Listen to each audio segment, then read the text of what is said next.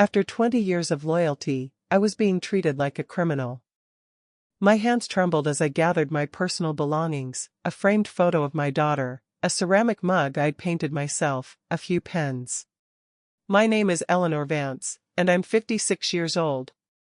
For 2 decades, I poured my heart and soul into Sterling Dynamics. I wasn't just an employee, I built that company from the ground up as their chief financial officer. 20 years of late nights, tough decisions, and celebrating wins, it was all me, all us. And Marcus Thorne? He was the CEO, my supposed friend, even a mentor at times. We'd strategize together, laugh together, even argue, but always with the company's best interest at heart, or so I thought. We had a bond, a shared history in Sterling Dynamics' success. He had hired me fresh out of college. He gave me a chance. I was always grateful, loyal. Then, the whispers started.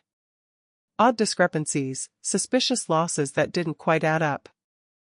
At first, I chalked it up to accounting errors, maybe a bad quarter. But the numbers kept getting worse, the explanations weaker. That's when everything changed. Marcus called me into his office, his face grim. "Eleanor," he said, "we have a problem, and unfortunately, it points to you." His words hit me like a punch to the gut. Me? Responsible for the losses? It was absurd. "Marcus," I stammered, "that's impossible. I've dedicated my life to this company. You know that." He sighed, a weary sound that didn't quite ring true. "Eleanor, I wish it weren't so. But the audit trail. It leads directly to your department. Irregularities, unauthorized transfers. It all points to you." Audit trail? Unauthorized transfers? My mind raced, trying to make sense of it. Had someone been using my credentials? Was I being framed? The thought was unsettling, but the alternative, that Marcus, my friend, actually believed I was capable of this, was even worse.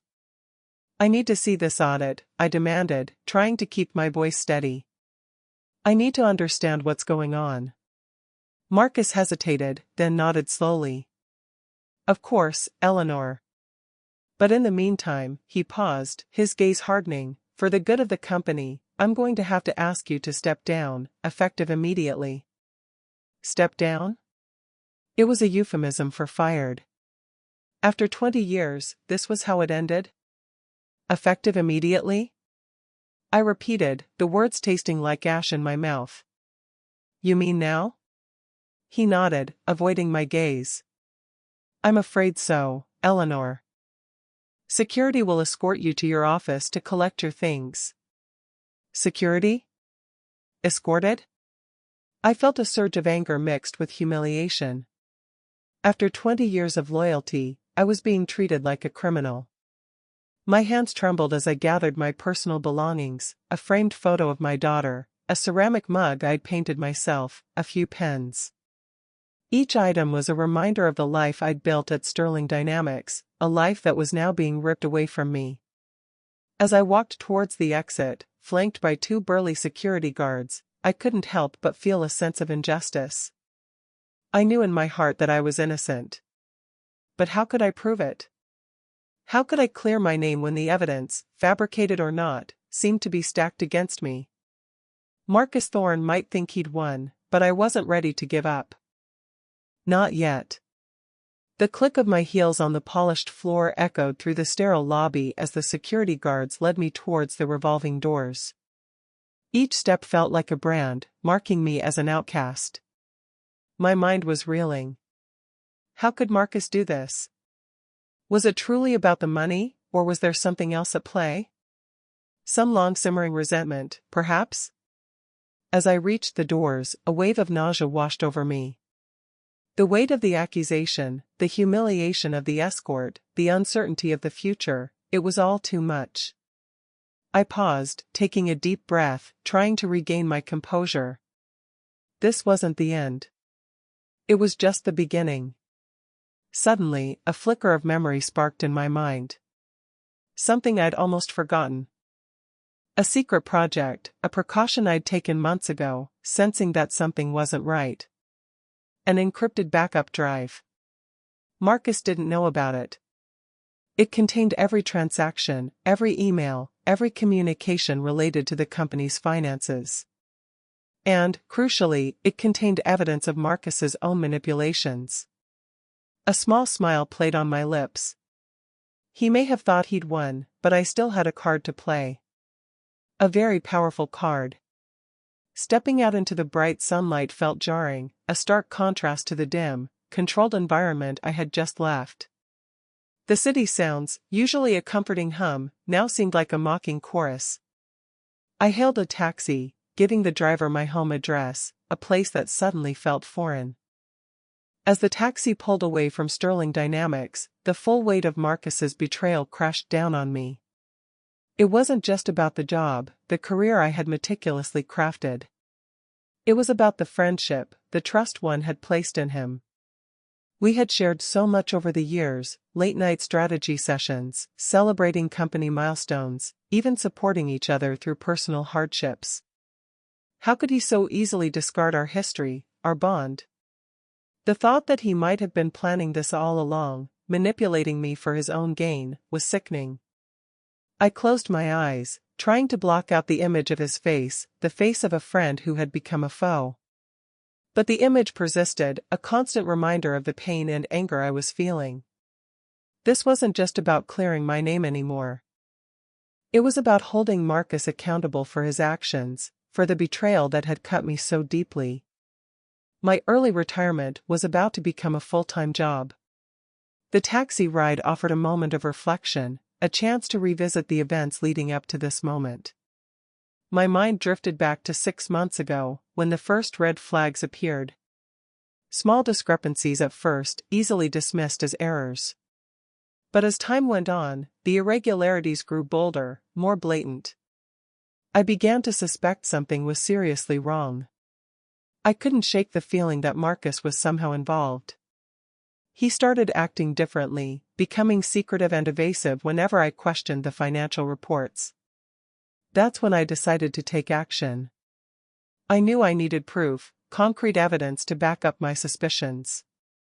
Working late nights, after everyone else had gone home, I started quietly backing up company data. Emails, financial records, transaction logs, everything I could get my hands on. I encrypted the drive with a complex algorithm, ensuring that only I could access it. It was a risky move, bordering on insubordination, but I felt I had no choice. Marcus couldn't know what I was doing. If he found out, I knew I'd be in serious trouble. The backup drive became my insurance policy, a silent witness to whatever was happening behind the scenes. Now, that insurance policy was about to pay out. Arriving home, the silence was deafening. The house felt empty, devoid of the energy I usually brought home from work. But there was no time for self-pity. I had a mission. My early retirement, as Marcus so sarcastically put it, was going to be dedicated to uncovering the truth and exposing his fraud. I went straight to my home office, a space I had always considered my sanctuary. I pulled out my personal computer, a powerful machine I used for freelance work, and retrieved the encrypted backup drive from its hiding place, a hollowed-out book on my bookshelf.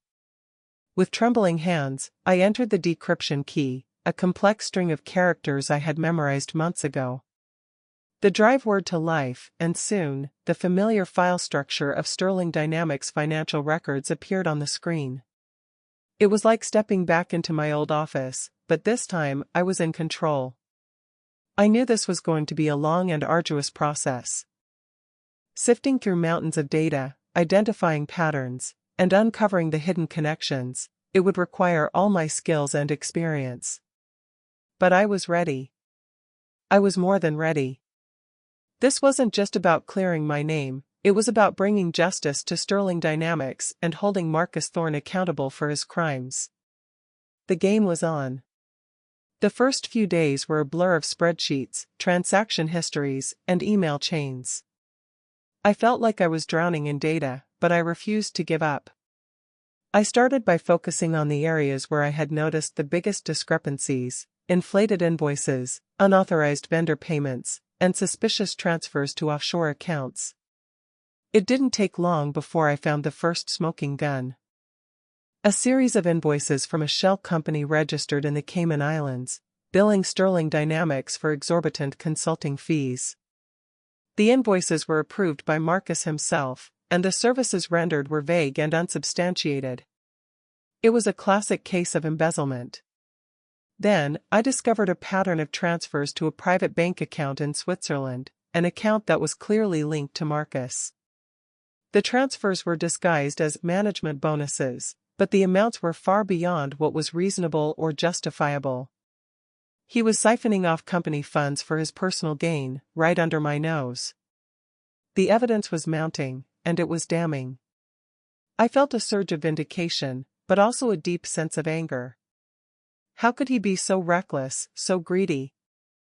He was destroying everything we had built together. But the shell company and the Swiss bank account were just the tip of the iceberg. As I delved deeper, I uncovered more complex and sophisticated schemes. Marcus had been manipulating the company's financial statements, artificially inflating profits to boost the stock price and enrich himself through stock options. He had also been engaging in insider trading, using confidential information to make illegal profits in the stock market. The more I uncovered, the more I realized the extent of his depravity.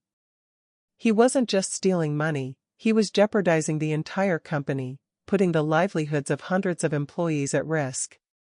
I knew I needed help. This was beyond my expertise. I needed a forensic accountant, someone with experience in uncovering complex financial fraud. I reached out to an old colleague, David Chen, a trusted friend from my accounting days. David was a brilliant forensic accountant with a reputation for being meticulous and relentless. I couldn't tell him everything over the phone, but I hinted at the situation and asked if he would be willing to take a look at some financial data. He agreed without hesitation. I knew I could trust him with my life. He would be the perfect ally in this fight. David arrived the next day, his eyes gleaming with anticipation. I handed him a copy of the encrypted drive and explained the situation in detail, omitting nothing. He listened intently, nodding occasionally, his expression growing more serious with each revelation. Working together, we spent weeks poring over the data, meticulously piecing together the puzzle. David's expertise was invaluable. He was able to identify patterns and connections that I had missed, uncovering even more evidence of Marcus's fraudulent activities. Our goal was to create a report that was clear, concise, and irrefutable. We needed to present the evidence in a way that anyone could understand, regardless of their financial background. We included charts, graphs, and detailed explanations of each fraudulent scheme. We made sure that every claim was supported by concrete evidence, with citations to specific documents and transactions. The report was a masterpiece of forensic accounting, a damning indictment of Marcus Thorne's greed and corruption. It was so thorough, so well documented, that it left no room for doubt. It was time to take the next step. It was time to bring Marcus to justice. I knew that going up against Marcus and Sterling Dynamics would be a daunting task. I needed legal expertise, someone who understood the complexities of whistleblower laws and could navigate the inevitable legal battles that lay ahead. I started researching lawyers who specialized in whistleblower cases, looking for someone with a proven track record and a reputation for integrity. After several days of searching, I found Sarah Walker, a partner at a prestigious law firm with a long history of representing whistleblowers in high-profile cases. I contacted Sarah's office and scheduled an initial consultation. When I met her, I was immediately impressed by her intelligence, her professionalism, and her genuine concern for my situation. I presented her with the forensic audit report and explained everything that had happened. She listened carefully, asking probing questions and taking detailed notes. After reviewing the report, Sarah was convinced that I had a strong case. She explained the whistleblower laws, the potential rewards, and the risks involved. She also outlined a strategy for how we could proceed, including filing a complaint with the Securities and Exchange Commission, SEC. I felt a sense of relief knowing that I had someone like Sarah on my side. The fight was far from over, but I was no longer alone. Sarah had been upfront about the risks involved in becoming a whistleblower. It wasn't just about the legal battles, it was about the personal and professional fallout. I could face retaliation from Marcus and Sterling Dynamics, damage to my reputation, and difficulty finding future employment. I spent several days weighing the pros and cons, considering the potential consequences for myself and my family. It was a difficult decision, but in the end, I knew I had to do what was right. I couldn't stand by and let Marcus get away with his crimes. I had a responsibility to the employees of Sterling Dynamics, to the shareholders, and to the public. I started preparing myself for the battle ahead. I spoke with my daughter, explaining the situation and the potential challenges we might face. She was incredibly supportive, telling me that she was proud of me for standing up for what was right. I also started building a support network of friends and colleagues who could offer emotional and practical assistance. I knew that this would be a long and difficult journey, but I was determined to see it through. I was ready to face the consequences, whatever they might be. I was ready to become the whistleblower Wall Street feared most. The day we officially filed the whistleblower complaint with the SEC felt surreal. It was a culmination of months of hard work, sleepless nights, and unwavering determination. Sarah and I met at her office early in the morning to finalize the documents and prepare for the filing.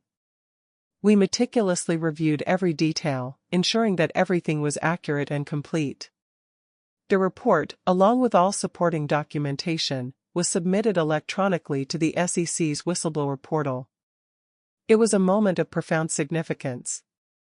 With the click of a button, I had officially become a whistleblower, putting my reputation and my future on the line. A copy of the complaint was also sent to the Department of Justice, as Marcus's actions potentially constituted criminal violations. The wheels of justice were now in motion. Leaving Sarah's office, I felt a mix of emotions, relief, anxiety, and a sense of purpose. I knew that the road ahead would be challenging, but I was confident that we had done everything we could to prepare for the fight. Now, it was up to the regulatory agencies to investigate the evidence and hold Marcus accountable for his actions. The waiting game had begun. It didn't take long for the news of the investigation to leak.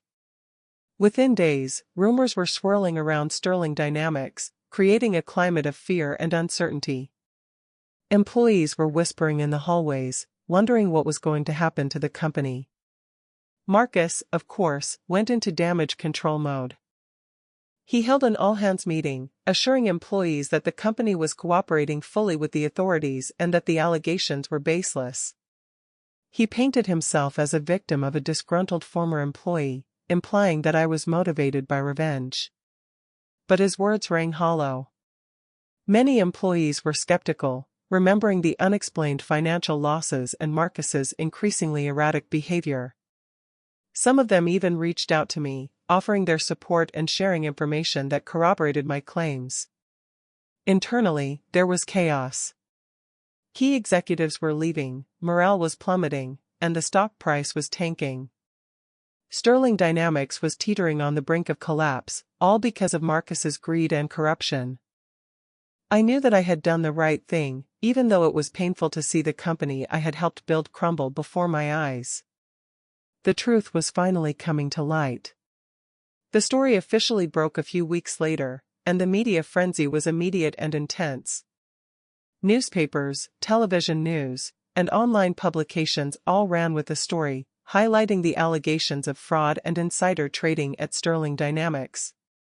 Marcus Thorne became a pariah overnight. His face was plastered across every news outlet, and his reputation was in tatters. Sterling Dynamics' stock price plummeted, wiping out billions of dollars in shareholder value. I became a reluctant celebrity. Reporters were camped outside my house, clamoring for interviews. I initially declined, preferring to let the evidence speak for itself. But Sarah convinced me that it was important to tell my story, to humanize the whistleblower and counter Marcus's attempts to discredit me. I gave a few carefully selected interviews, focusing on the facts and avoiding personal attacks. I emphasized the importance of corporate accountability and the need for whistleblowers to come forward and expose wrongdoing. The media attention put even more pressure on the regulatory agencies to investigate the allegations thoroughly. The spotlight was now on Marcus and Sterling Dynamics, and there was nowhere for them to hide. The truth would eventually come out, no matter how hard they tried to suppress it. Fueled by the overwhelming evidence and the intense media scrutiny, the SEC and the Department of Justice launched a formal investigation into Sterling Dynamics. Subpoenas were issued, documents were seized, and witnesses were interviewed.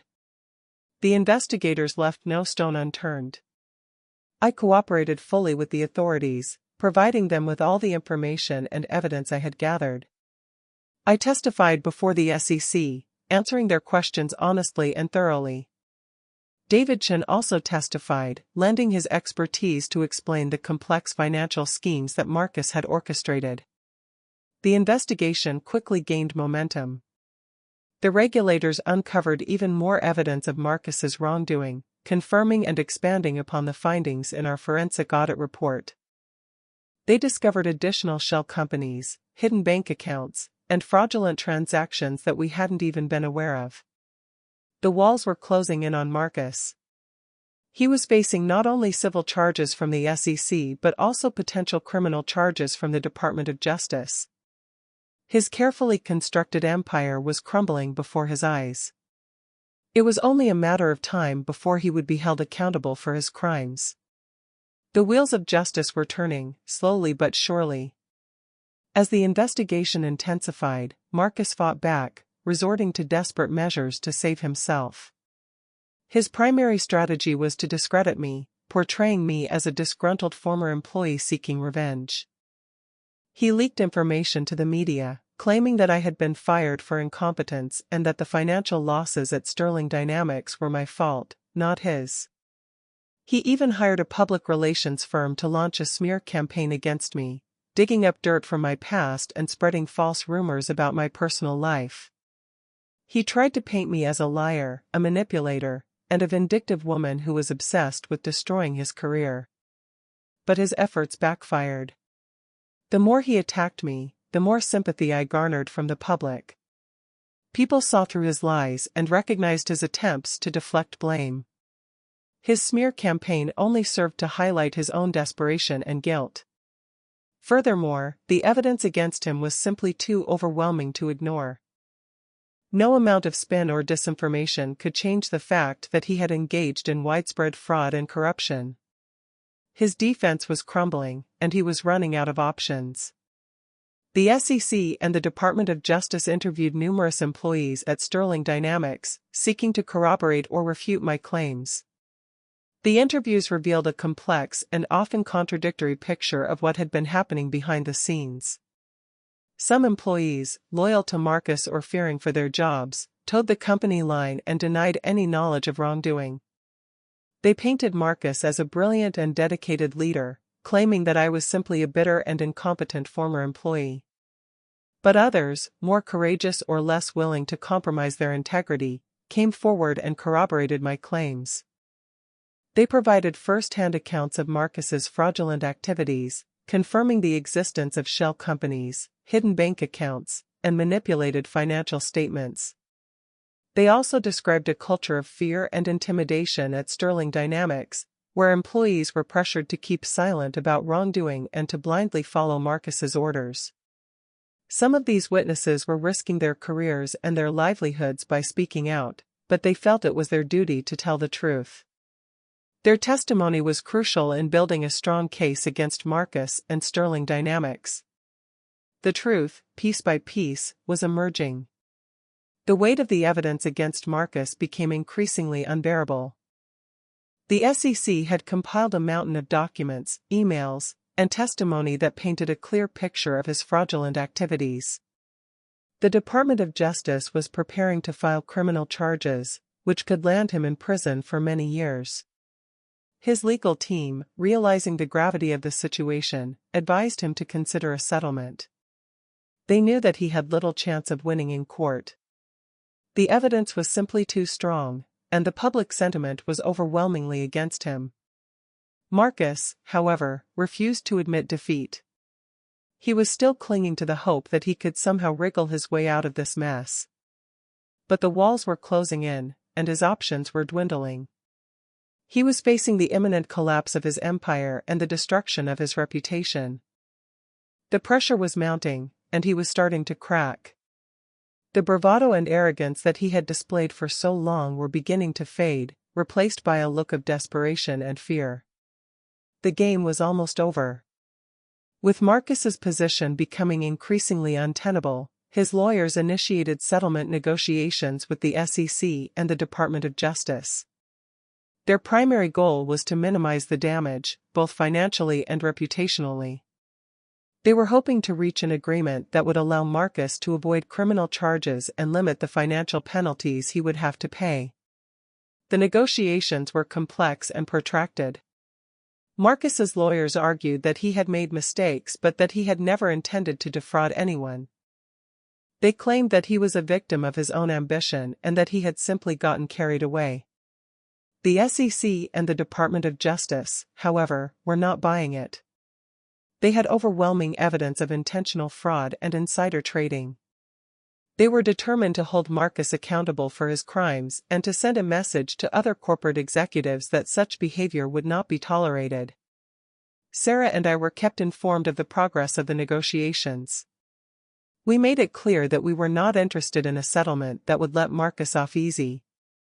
We wanted him to face justice for the harm he had caused to Sterling Dynamics and its employees.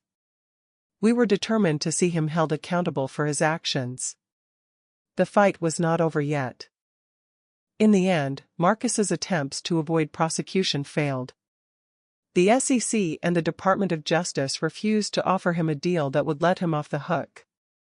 The evidence against him was simply too strong, and the public outcry for justice was too loud to ignore. Marcus Thorne was formally charged with multiple counts of fraud, insider trading, and other financial crimes. The charges carried a potential prison sentence of many years and millions of dollars in fines.